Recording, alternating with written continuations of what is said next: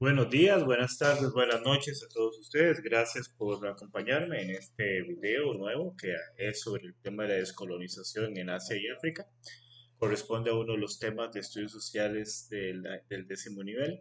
Es un tema bastante interesante que a veces pasamos muy rápido en las clases, entonces pues he querido darle un poquito de detalle en esta ocasión.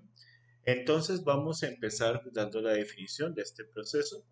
Vamos a entender por esto un proceso histórico que durante el siglo XX, especialmente después de la Segunda Guerra Mundial, llevó al desmantelamiento de los imperios coloniales en Asia, África y en el Caribe y Oceanía.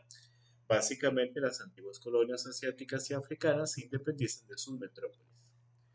Este proceso inicia a finales de la Primera Guerra Mundial y se extiende hasta tiempos más o menos recientes. Aquí ya digo que en 1980, pero realmente pues el último país africano en independizarse fue Sudán del Sur en el 2011, que se independizó de Sudán.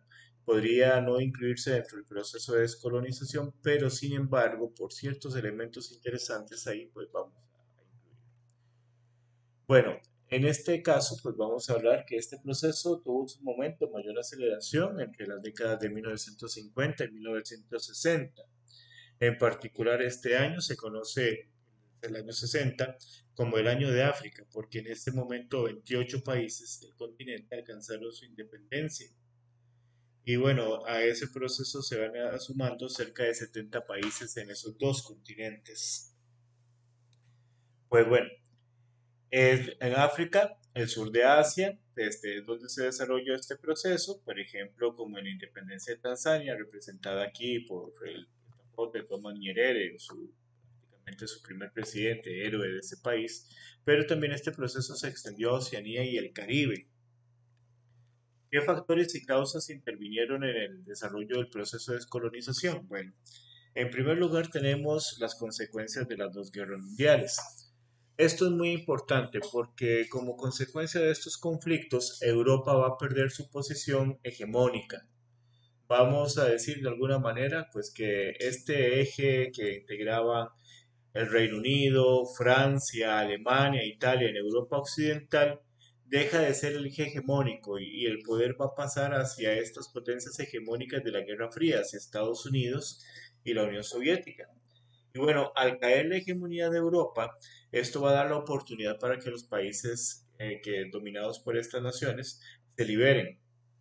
Hay otros elementos, sin embargo, que también pesan. Por ejemplo, podemos incluir aquí que buena parte del esfuerzo para vencer a los alemanes en la Segunda Guerra Mundial pasó por el hecho de acelerar la producción en las colonias. Esto causó una verdadera revolución económica y social que cambió las sociedades coloniales de manera definitiva. Y también otro elemento importante es la participación de las colonias directamente enviando soldados en estos conflictos. Por ejemplo, en esta imagen podemos ver soldados del norte de África enrolados en el ejército francés en la Primera Guerra Mundial, que va a ser una característica también en la Segunda. Va a haber un cambio de actitud sobre el sistema colonial, especialmente a partir de 1945, cuando hay un cambio de poder en el Reino Unido. El personaje que está a la derecha, Winston Churchill, que fue muy importante durante la Segunda Guerra Mundial, pierde las elecciones, su partido pierde las elecciones y asciende al cargo de primer ministro Clement Attlee, este personaje del bigote simpático que vemos a la izquierda.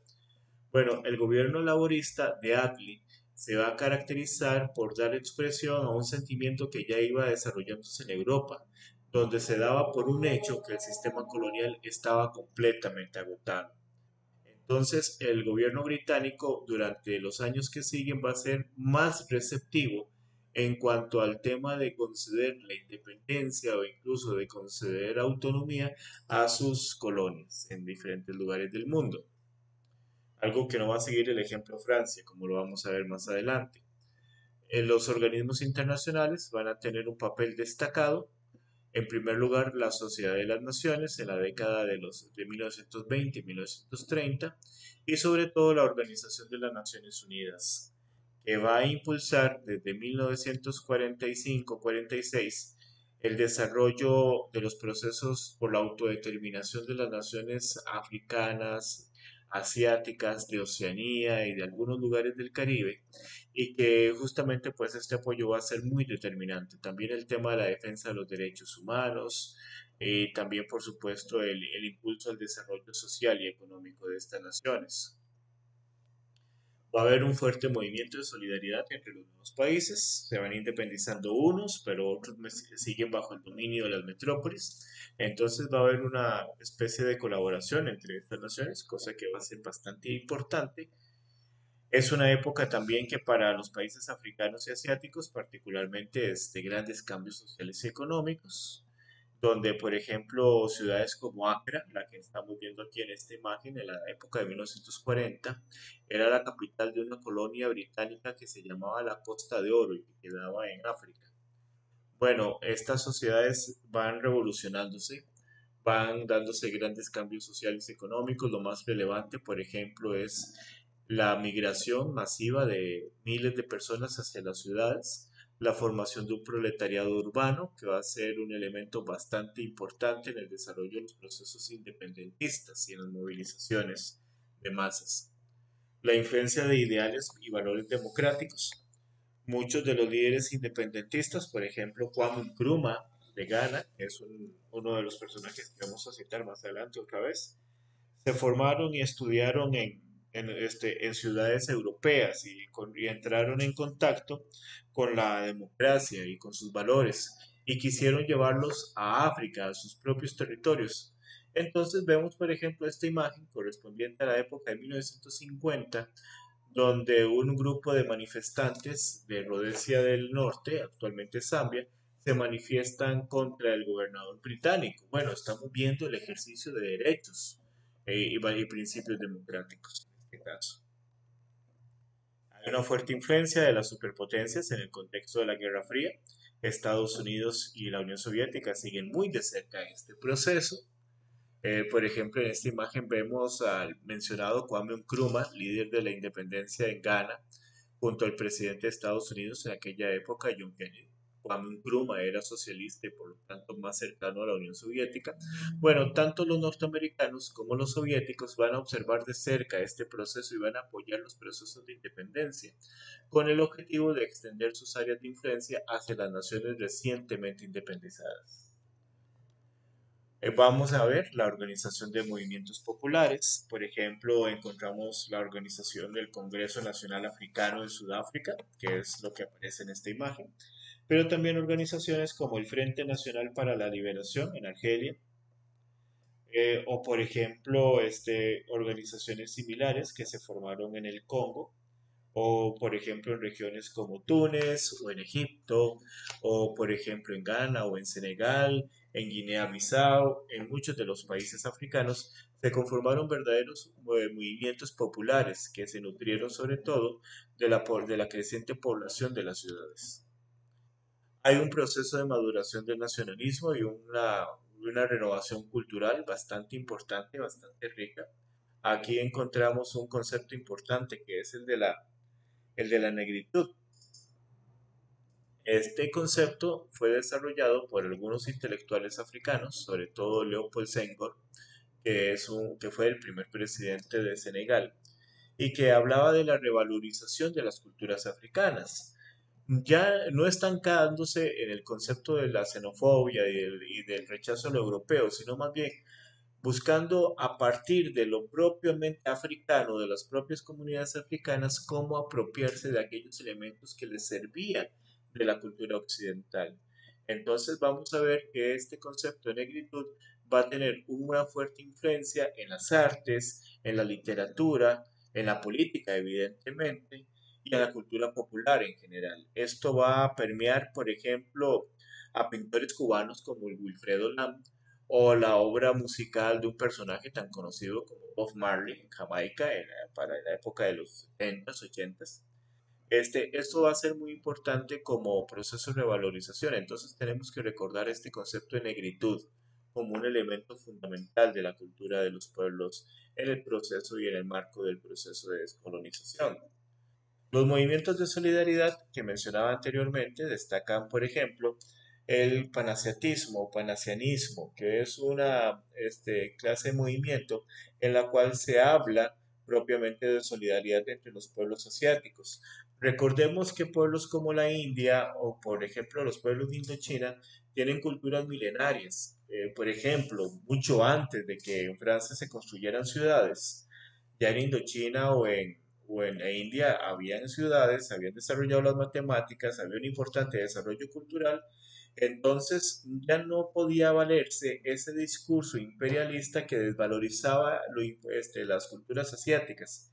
Más bien va a haber un rescate de ese aporte cultural de estos pueblos y sobre todo a partir del desarrollo de una conferencia llamada la Conferencia Afroasiática en la ciudad de Bandung, en Indonesia, donde representantes de países africanos y asiáticos que están inmersos en este proceso de descolonización van a establecer un comunicado donde básicamente se habla de nuevas identidades, de un proceso histórico donde llaman al respeto a los derechos humanos, el respeto a la soberanía e integridad territorial, de las naciones, el reconocimiento de la igualdad de todas las razas, la no intervención y no injerencia en los asuntos extranjeros, en los asuntos internos, perdón, de otros países, el respeto de los derechos de cada nación a defenderse, el rechazo a todo arreglo de defensa colectiva, esto es referido más que nada pues al rechazo a alinearse con la Unión Soviética o los Estados Unidos, el abstenerse de actos o amenazas de agresión entre los diferentes países.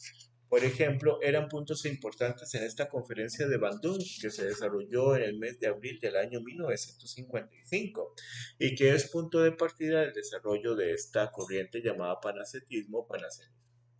También encontramos el panislamismo y panarabismo. Son dos procesos paralelos en donde, por ejemplo, el primero se refiere a la solidaridad entre los pueblos islámicos y el segundo entre los pueblos árabes. Tenemos que recordar que hay muchos pueblos islámicos que no son árabes. Por ejemplo, encontramos Indonesia, Malasia, Irán, Turquía. También encontramos Pakistán como ejemplos de países donde la religión islámica es bastante fuerte, bastante poderosa, un elemento fundamental en su identidad y donde no son árabes. Y encontramos países de cultura árabe donde, por ejemplo, el panarabismo va a abrazar no solamente a aquellos musulmanes, a los practicantes del Islam, sino incluso a árabes cristianos, a árabes judíos, a árabes de diferentes religiones que van a estar integradas pues en este proceso, en esta idea de unión, solidaridad entre estos pueblos. Aquí vemos a un personaje que es referente de todo esto, que fue Gamal Abdel Nasser, que gobernó Egipto a partir del año 1952. También tenemos el panafricanismo, desarrollado especialmente pues a partir de algunos intelectuales, como había mencionado, Leopold Senghor de Senegal o Kwame Nkrumah de Ghana, y tiene que ver con la idea de una unión, de una solidaridad entre los pueblos africanos. Entonces, este va a ser un elemento fundamental y todavía lo sigue siendo en los tiempos modernos. Aquí encontramos referentes como Amílcar Cabral, de Guinea-Bissau, o encontramos a Tomás Sankara, que fue un líder importante en Burkina Faso en la época de 1983 a 1987. Todavía es muy fuerte esta idea de la unidad entre los pueblos africanos y está, por ejemplo, en el fondo, en el pensamiento de un personaje tan relevante como Nelson Mandela.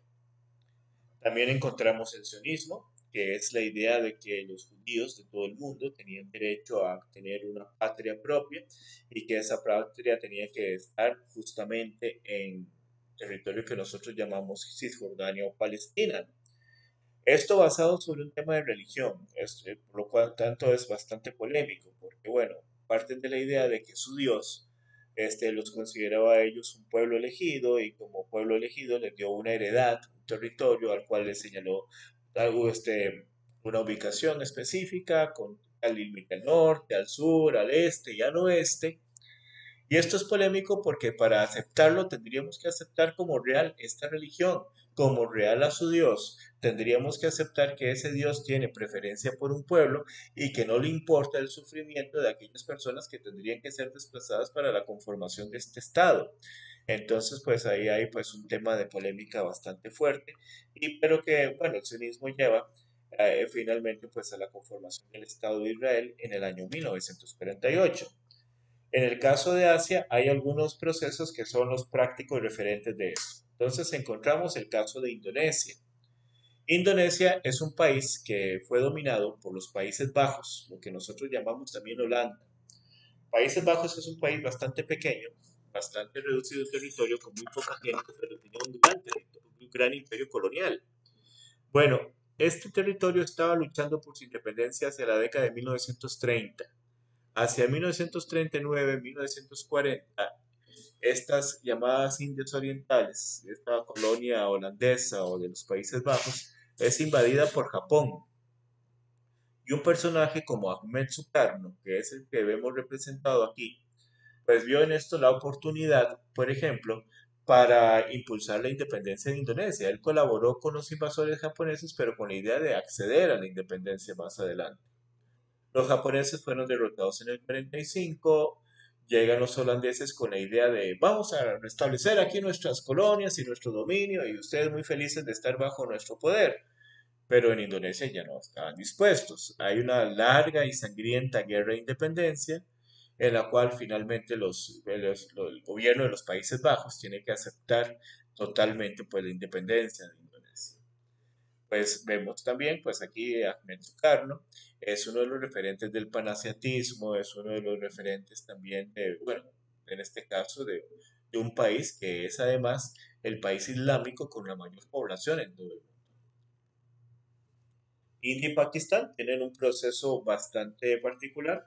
En el caso de este, vamos a encontrar una figura muy relevante que es la de Gandhi, que básicamente su acción lleva la década de 1920, 1930, 1940, y en el cual pues básicamente se habla de luchar por medios pacíficos.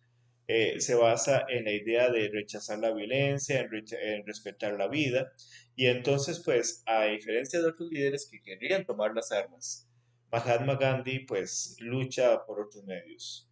La huelga, el boicot, la no colaboración van a ser elementos fundamentales en su forma de luchar, a la cual se llama ahimsa, que es pues un término del sánscrito y que denomina esta forma de lucha.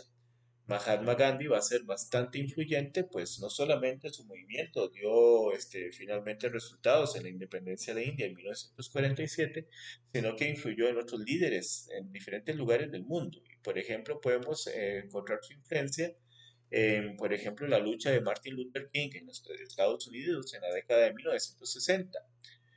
La India ya era claro que iba a alcanzar su independencia en 1947, los británicos deciden retirarse, el 15 de agosto se da esta transición, en el 15 de agosto del año 1947, pero la India es partida en dos países.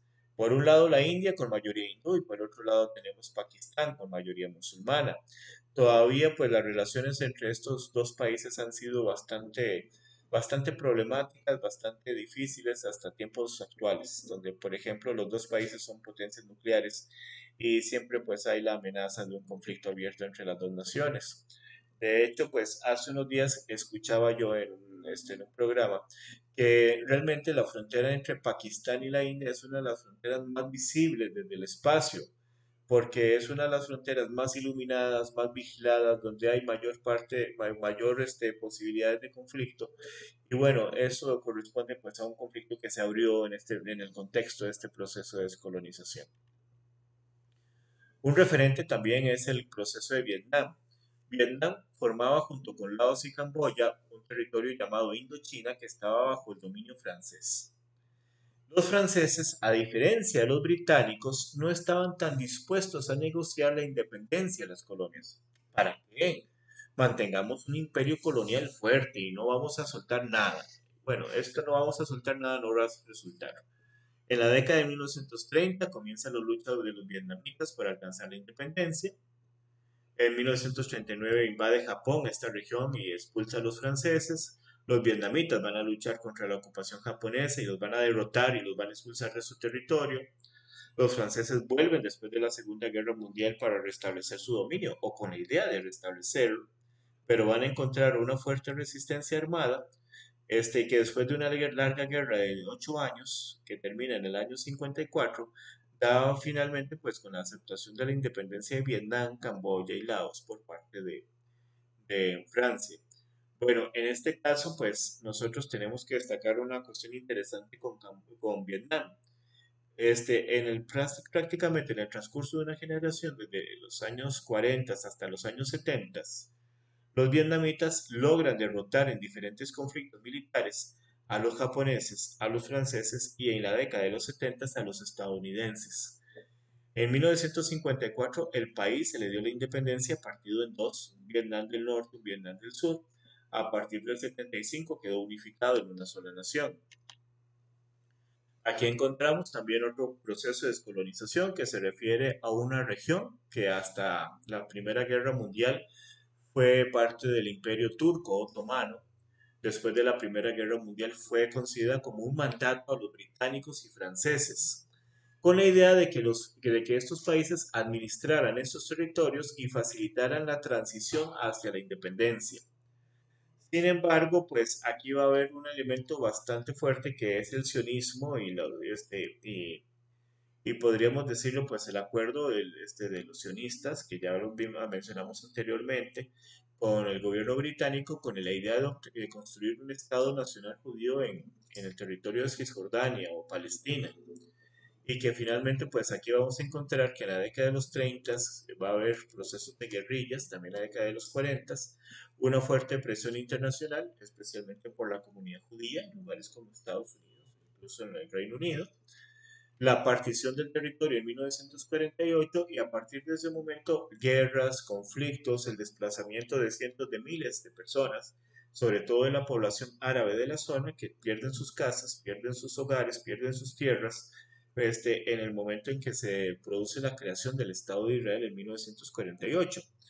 Bueno, esto sigue siendo un conflicto abierto y que no tiene una resolución a la vista, por lo menos puesto que hay todavía en Israel sobre todo, e incluso en otros países como Estados Unidos y en algunos lugares de Europa, una cierta resistencia a la creación de un Estado nacional árabe, de la cual, por ejemplo, se habla mucho, pero en la cual realmente no se han dado pasos firmes. Entonces aquí hay un conflicto abierto del cual muchas veces escuchamos en los medios de comunicación y que es en parte pues el resultado de un proceso bastante defectuoso de transición de estos territorios hacia la independencia. Era prácticamente pues toda esta población de estas zonas son árabes, de gente de cultura árabe, y la división de estos países es prácticamente de alguna manera artificial. Por ejemplo, la creación del Líbano y su separación de Siria, la creación del reino hachemita de Jordania, la partición de Palestina entre Israel y los palestinos, cuando prácticamente pues había sido parte de un imperio, el imperio turco otomano, hasta el año 1918. Y bueno, donde aquí hay pues una gran cantidad de conflictos y justicias históricas de las cuales se puede hablar en algún otro momento. La descolonización de África tiene una serie de hitos que vamos a mencionar. Mencionaremos en primer lugar la independencia de Ghana en el año 1957. Aclaremos que aquí tendríamos que hablar de 50 y pico de países africanos que se han ido independizando, pero solamente vamos a destacar algunos casos. En el caso de Ghana, en 1957, el proceso es liderado por este personaje, Kwame Nkrumah, que va a ser bastante importante en el desarrollo del pensamiento panafricano. Ghana va a convertirse en un país referente de las demás naciones africanas en su proceso de independencia. Vemos un ejemplo claro. Por ejemplo, Ghana adopta en su bandera los colores de la bandera de Etiopía. Etiopía es el único país africano, junto con Liberia, que a través de todo el proceso de colonización y reparto colonial logró mantener su independencia, excepto por un breve tiempo de dominación italiana. Bueno, Ghana adopta esos colores y a partir del proceso de Ghana, de cómo se movilizó la gente y cómo se alcanzó una independencia pactada finalmente con los británicos, bueno, este proceso va a ser replicado por otras naciones africanas. De hecho, los colores rojo, amarillo y verde y el negro son colores muy repetidos en las banderas de los países de todo el continente. Y, por ejemplo, ya en nuestro lado del Atlántico, tienen una fuerte presencia, por ejemplo, en la cultura Rastafari y todas las manifestaciones como la cultura reggae, donde prácticamente pues tiene una conexión bastante fuerte con este caso. Ghana ha sido un estado bastante estable a través de los años, de toda su trayectoria como estado independiente, y pues es una democracia que, a pesar de algunos problemas, especialmente pues el tema de pobreza y desarrollo social, pues ha ido más o menos avanzando, como decía, con tropiezos, pero avanzando. Senegal es otro referente de la zona, es un país que es un ejemplo de estabilidad política desde su independencia en 1960. Fue una colonia francesa donde básicamente se produjo una fuerte movilización y una independencia pactada. Para esta época los franceses estaban entendiendo que no iban a conservar su imperio colonial, y entonces pues conceden la independencia a Senegal con la idea de conformar una especie de comunidad francófona en territorio africano. Y bueno, el referente de acá es Leopold Senghor, uno de los creadores de este concepto de negritud, del cual hablaba anteriormente. Vemos los colores de la bandera. Otro referente es Guinea-Bissau. Guinea-Bissau fue una colonia portuguesa, es un territorio que fue parte del imperio colonial portugués durante mucho, mucho, pero mucho tiempo, y que encontramos que pasó por un largo proceso de independencia, una larga guerra, que fue desarrollándose al mismo tiempo que se producía el desgaste de Portugal como potencia colonial. Portugal es un país relativamente pequeño que tenía en África pues el dominio sobre varios territorios. En este caso pues Guinea-Bissau es también un referente, y aquí aparece un personaje que es Amílcar Cabral. Amílcar Cabral era bastante cercano al pensamiento socialista, tiene bastantes apoyos en la antigua Unión Soviética, en Cuba, en Brasil incluso. Y bueno, él trata de desarrollar un proceso bastante interesante de alfabetización, de desarrollo social en su país, que lamentablemente pues no alcanzó finalmente los resultados que se esperaban. Guinea-Bissau es un país que ha enfrentado momentos de gran inestabilidad política, y donde todavía pues hay un grave problema de pobreza, que ha sido pues un elemento bastante limitante en su desarrollo. Para que ustedes se hagan la idea, es un país que territorialmente es mucho más pequeño que Costa Rica, porque es como cerca de la mitad de nuestro territorio, y que básicamente ha tenido grandes problemas para alcanzar pues su desarrollo social y económico. Hay un proceso paralelo que es el de la descolonización de los países islámicos. Un referente va a ser en el norte de África, la independencia de Túnez, donde hay todo un ciclo de movilizaciones, represión, violencia y una independencia pactada. Su metrópoli era Francia, y Túnez alcanza la independencia plena en 1956 bajo el liderazgo de Habib Bourguiba, que es este personaje que está acá. Bourguiba va a liderar un proyecto político muy orientado hacia valores de la democracia, incluso de la democracia como se entiende en Occidente. Entonces, del reconocimiento y la defensa de los derechos de la mujer, por ejemplo, y la separación entre la religión y el Estado, que van a ser bastante importantes, van a ser bastante relevantes. Túnez ha pasado por momentos críticos, pero en los tiempos actuales es una democracia que está ahí, con algunos problemas, con algunas limitaciones, pero está ahí en el norte de África como ejemplo de un país donde se pueden ir integrando algunos elementos de la democracia con otros que son propios de la cultura árabe, cultura islámica. Ok, también encontramos el caso de Argelia, que alcanza su independencia en 1962. En Argelia también se va a desarrollar un proceso independentista, pero este va a ser mucho más brutal que en muchos otros lugares de África, porque los franceses no estaban dispuestos a permitir la independencia de Argelia. Para ellos, ciudades como Argel, Orán, eran tan francesas como París o Marsella. Habían gran cantidad de colonos franceses que tenían grandes cantidades de tierra y poderosos intereses económicos, y que iban a luchar hasta lo último por mantener su dominio, su presencia en este territorio. Va a ser una guerra en la cual van a morir decenas de miles de personas de toda Argelia hasta que en el año 1962 el presidente de Francia, Charles de Gaulle, eh, pues avanza hacia el reconocimiento de la independencia de este país.